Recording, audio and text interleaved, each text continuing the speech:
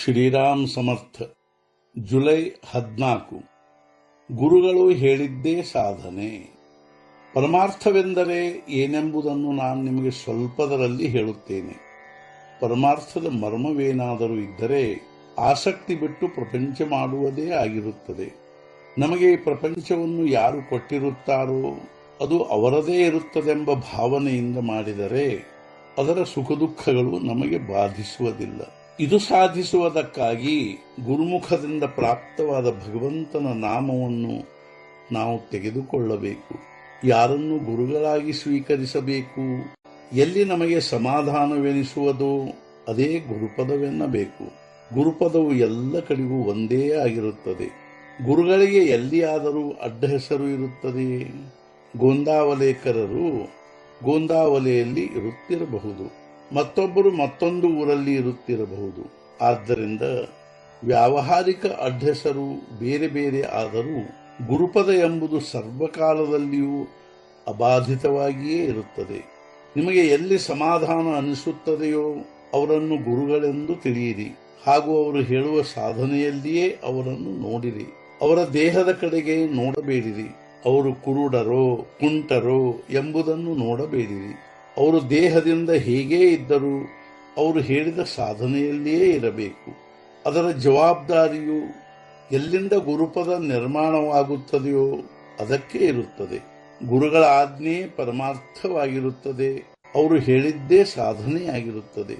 ನೀವು ನಿಮ್ಮ ಮನಸ್ಸಿನಿಂದ ಏನಾದರೂ ನಿಶ್ಚಯಿಸಿ ಮಾಡಿದ್ದಾದರೆ ಅದರಿಂದ ನಿಮಗೆ ಯಶವಾಗುವುದಿಲ್ಲ.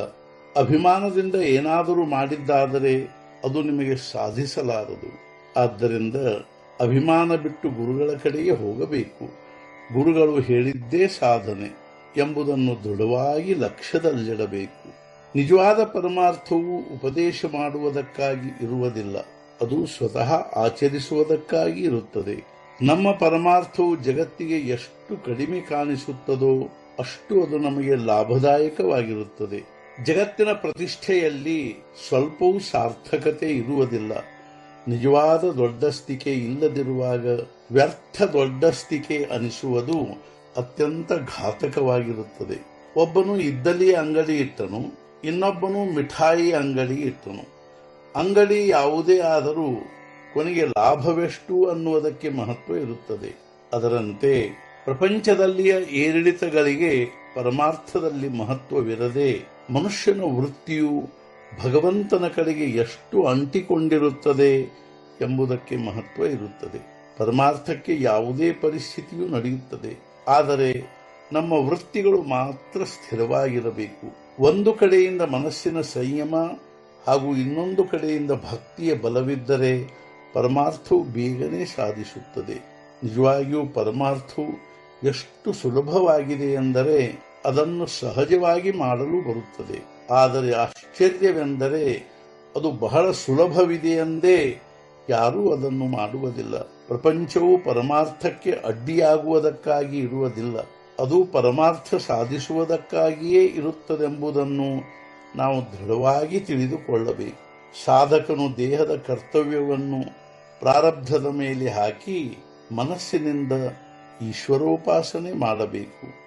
ಇಂದಿನ ಮುಖ್ಯ ವಿಚಾರ: ಹೃದಯದಲ್ಲಿ ರಾಮ, ಮುಖದಲ್ಲಿ ನಾಮ, ಕೈಗಳಲ್ಲಿ ಪ್ರಪಂಚದ ಕರ್ಮ. ಇದೇ ಪರಮಾರ್ಥದ ನಿಜವಾದ ಮರ್ಮ. ಸದ್ಗುರುನಾಥ ಮಹಾರಾಜ್ ಕಿ ಜೈ. ಜೈ ಜೈ ರಘುವೀರ ಸಮರ್ಥ.